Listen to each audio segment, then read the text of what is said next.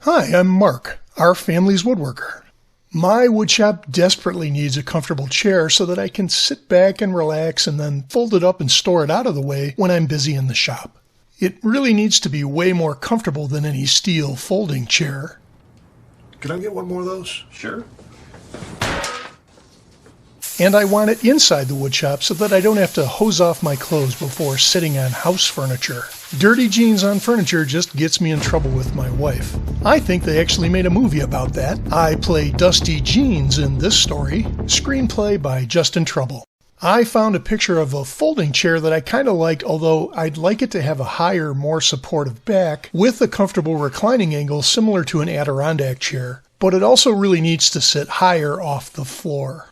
For the seat and the seat back, I was going to try to recycle an old pair of blue jeans from my much chunkier days, but that presented a problem that I didn't discover until later in the build. And then there was another problem, and another design change. I guess the thumbnail was a bit of a giveaway, but more on that later. Like most projects, I don't really have a set of plans to work with, so I'm forced to start with a drawing and then cut out some assembly templates from thinner stock. I could have used Luan or some other thin plywood, but I just happen to have some masonite that'll work too. Not only does this first trial and error step help with mocking up the chair design, but I'll also get to use the finished masonite pieces as template guides for the final trim cuts on the legs. Playing around with the seating angles a bit, that reclining sweet spot for an Adirondack chair falls between 105 and 110 degrees, so the choice for me was a seating angle at 108. This should be perfect.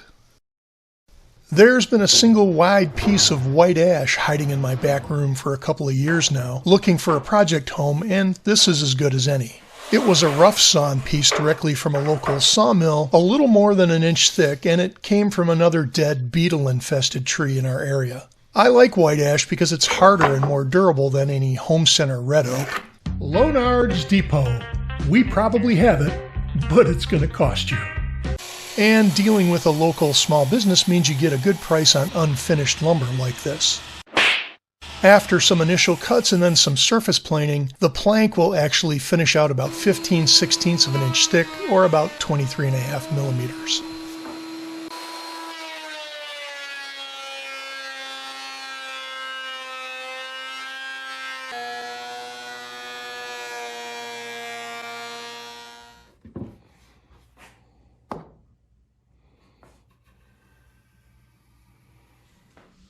Projects like this seem to be the most rewarding for me. It usually starts out as a simple idea to ease a sore back after bending over work tables all day.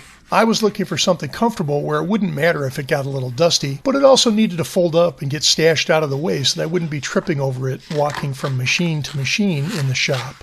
There really weren't any plans or design specs to work with, so the final product and its workability as a piece of furniture are a bit of a gamble. I wouldn't really know if the chair would be comfortable and functional until it was actually finished. The challenge of this design is in figuring out the mechanics that make the chair like this both sturdy and foldable, and, hopefully a bit comfortable too. The rough cut leg pieces will be trimmed to final dimension after attaching the masonite templates with double-sided tape, and a really nice flush cutting router bit with a spiral set of carbide cutting teeth will make short work of cleaning up the rough jigsaw cuts.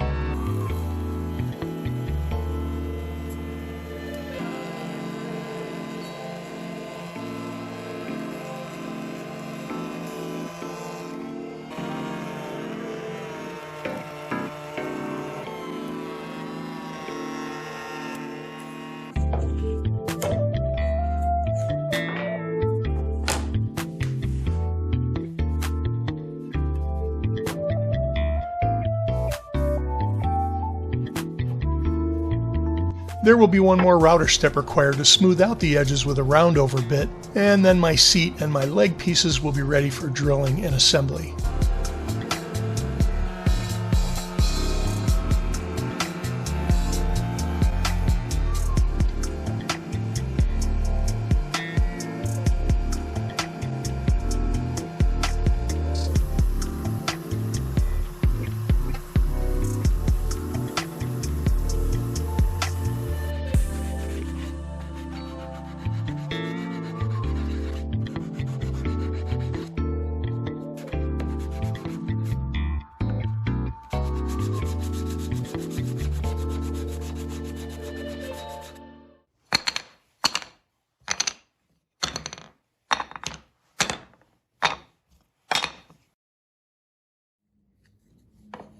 If you're new to my channel, you might notice that while I've got several decades of birthdays under my belt, I still get excited about designing new and useful things out of wood like this chair. Sometimes the project winds up being a piece of furniture that one of my kids might ask for, and sometimes it's something crazier like a garden windmill or a kinetic sculpture. I really do love coming up with interesting and beautiful designs that work for my family, but could also be a great project for you and your family too.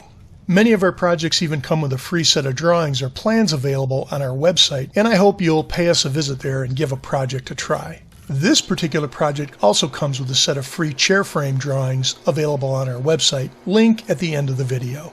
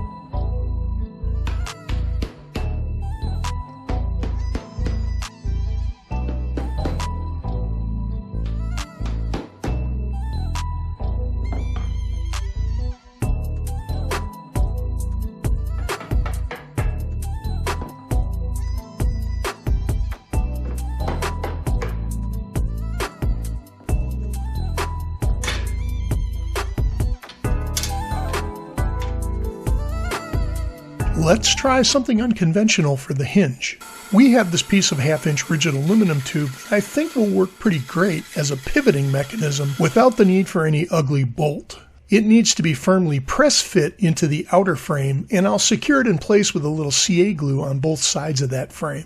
The tube will then float inside the inner frame unglued, allowing for the chair to fold. The glued outer chair frame will hold the inner frame and the hinge in place without any additional hardware. That all sounds great anyway. I hope it works.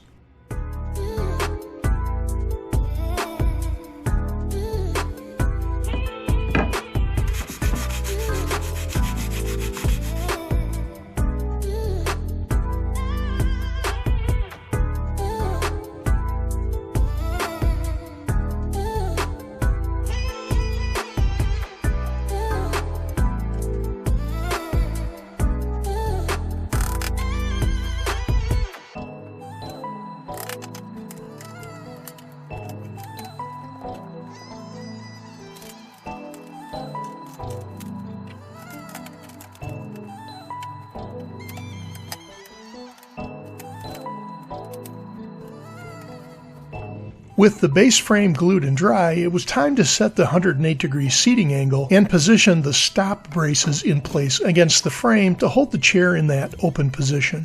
With the frame clamped up at that right angle, the stop braces were drilled and doweled in place.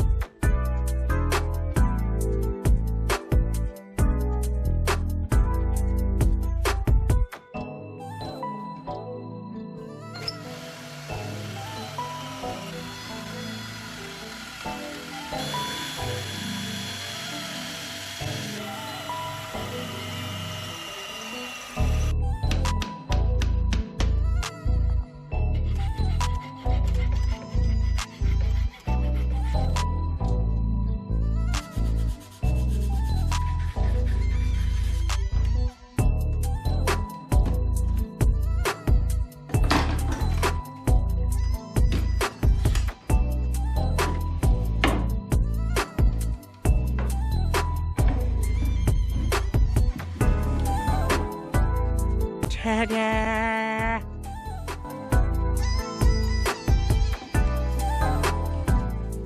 Once the frame structure was done, I decided to finish it with something simple that would seal the wood but not look too shiny, and a natural tone Danish oil seemed to be the right choice. Not too fussy and easy to wipe on. Now onto the seat material fiasco. Why did it take 3 attempts to get the material to work? Well, first my Levi's idea was a bust because the material didn't lay flat, and I didn't think the seam would be all that comfortable to sit on. Next, I visited the fabric store and I found a thinner denim that would work, and my wife actually helped to double it up and sew it together, but it sagged into a pit of despair on my first test. I really needed something thicker that wouldn't stretch that much. And enter from stage right, I had some old leather salvaged from a 1970s broken chair. I hope this will actually work. We'll stretch the leather a bit by cutting it an inch short of my total measurement and then use screws to pull it tight to the inner seat frame. I still expect it to sag a little bit, but hold its shape and still be semi-comfortable.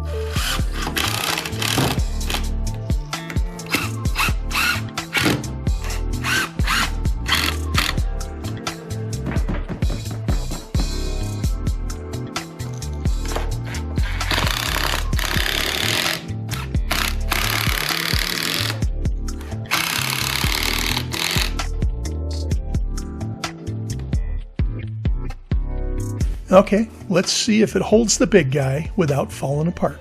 I really like it, and it is amazingly comfortable. It leans back like an Adirondack chair, and the only thing missing really is a small pillow for the back of my head, and I think I'd be out. This was actually my first folding chair project, so there were issues and challenges along the way to be sure, but the final product was worth the trouble. I think any thicker upholstery fabric would work really well here too, something that hopefully doesn't stretch too much.